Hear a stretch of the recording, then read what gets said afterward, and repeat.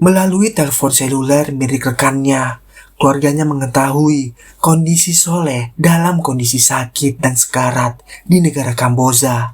Soleh diketahui bekerja menjadi operator judul online. Assalamualaikum warahmatullahi wabarakatuh. Bagaimana kabar kalian hari ini? Di video kali ini, aku akan menceritakan kejadian-kejadian yang nyata di dunia ini, yang dimana seorang pria bernama Soleh meninggal dunia setelah diketahui bekerja sebagai operator judul online.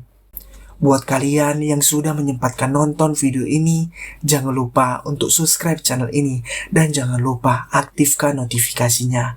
Bagaimana kasus dan ceritanya tetap di rangkuman kisah nyata.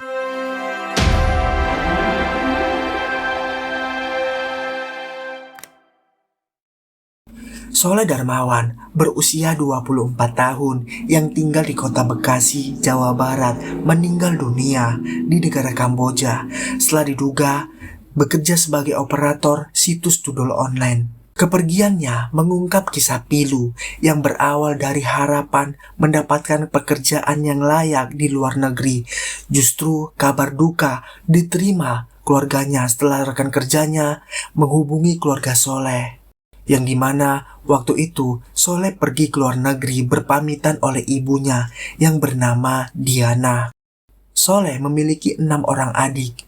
Soleh bisa dibilang sebagai tulang punggung keluarga karena ayahnya hanya bekerja sebagai buruh serabutan. Ibu Soleh yang bernama Diana mengatakan bahwa Soleh berangkat setelah mendapatkan tawaran pekerjaan di bidang perhotelan di negara Thailand. Tawaran ini datang dari sebuah yayasan pencari kerja di Tanjung Priuk, Jakarta Utara. Seorang perempuan yang bernama Sally diduga menjadi perantara yang menghubungkan Soleh dengan yayasan tersebut.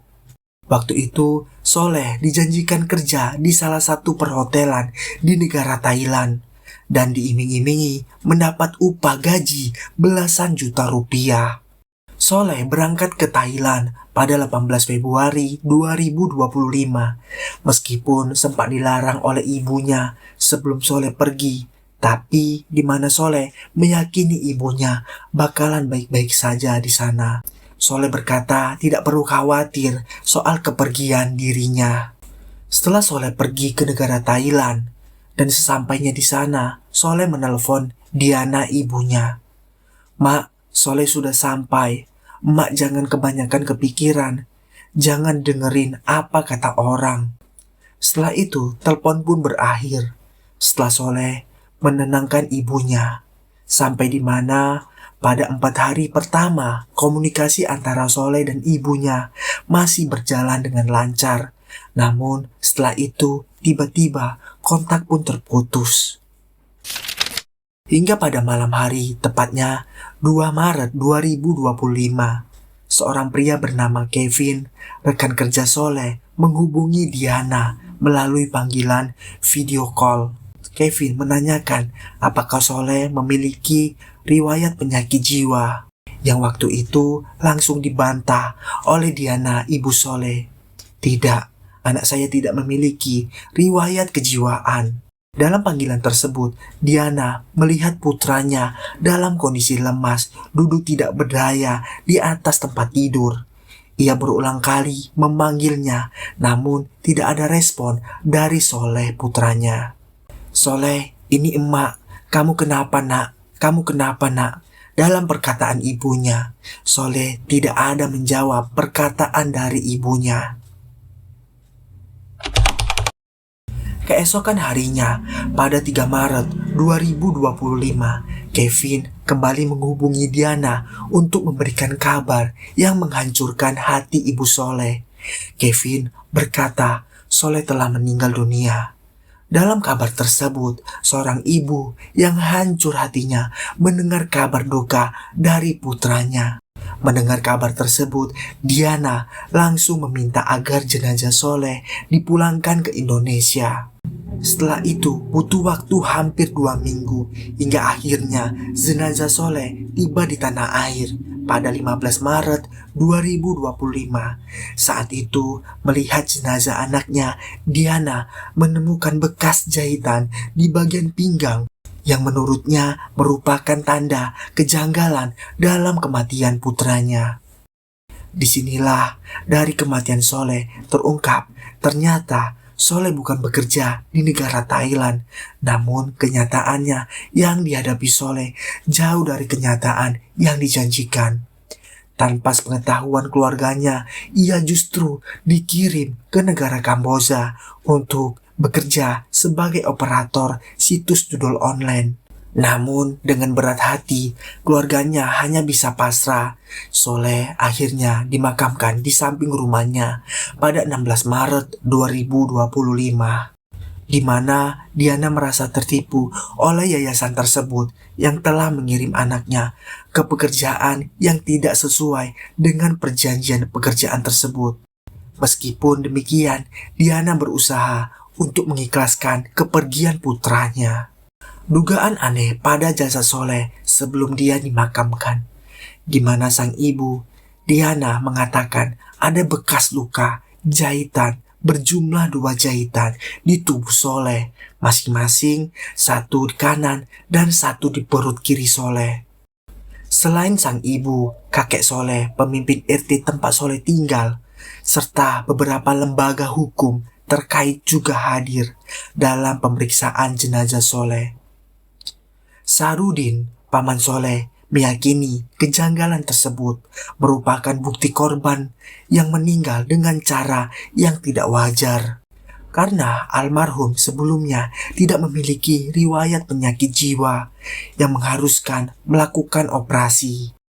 Soleh dikabarkan jadi korban perdagangan manusia. Dia disiksa hingga ginjalnya diambil paksa. Yayasan tempat Soleh untuk berangkat ternyata terlibat dalam perdagangan manusia dan organ tubuh. Soleh Darmawan dijanjikan akan menempati posisi sebagai koki di salah satu perhotelan.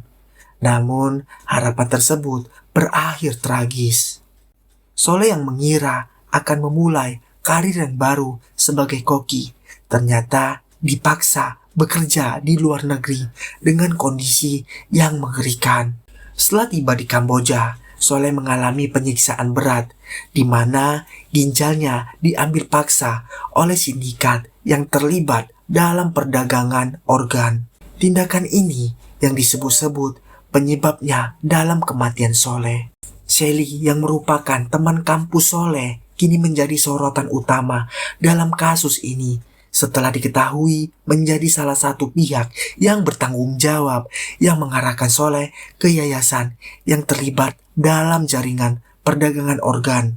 Diketahui, Sally bertugas mengurus dokumen dan visa kerja Soleh serta membujuknya untuk bergabung dengan yayasan tersebut. Sally diduga menerima bayaran sebesar 20 juta rupiah per kepala dari perusahaan yang terikat dengan perdagangan organ. Perannya dalam membawa Soleh ke jaringan ini semakin memburuk skandal yang menimpanya. Selain Sally, seorang agen bernama Ade juga terlibat dalam proses perekrutan kerja Soleh. Sebagai agen, Ade bekerja sama dengan Sally untuk memfasilitasi perjalanan Soleh ke negara Kamboja dan menjadi bagian dari jaringan perdagangan organ yang sangat kejam. Kasus ini membuka mata publik tentang bahayanya jaringan perdagangan manusia dan organ yang mengincar WNI dengan modus pekerjaan yang palsu. Siapa dalang utama di balik sindikat perdagangan organ? Apakah masih ada korban lain yang bernasib sama seperti Soleh? Dari video tersebut, bahkan mereka tidak diberikan makan sama sekali. Bahkan mereka meraung kesakitan dikarenakan mereka bukan bekerja, melainkan disiksa di sebuah ruangan yang tertutup. Nah, banyak yang belum tahu negara Kamboja adalah termasuk negara termiskin di Asia. Penyebabnya negara Kamboja tergolong sebagai negara termiskin mirip dengan seperti negara Myanmar. Mereka kesulitan dalam memproduksi dan pengelolaan barang untuk diekspor agar laku di pasar dunia. Ditambah lagi dengan konflik-konflik sosial yang terjadi di sana sehingga memperburuk kondisi ekonomi di negara Kamboja. Nah, gimana? Masih mau pergi ke negara Kamboja yang diiming-imingi dengan gaji puluhan juta rupiah? Itulah sekedar informasi yang aku rangkum dengan sebuah cerita kisah nyata. Terima kasih sudah menonton video ini. Jangan lupa tinggalkan pendapat kalian di bawah kolom komentar.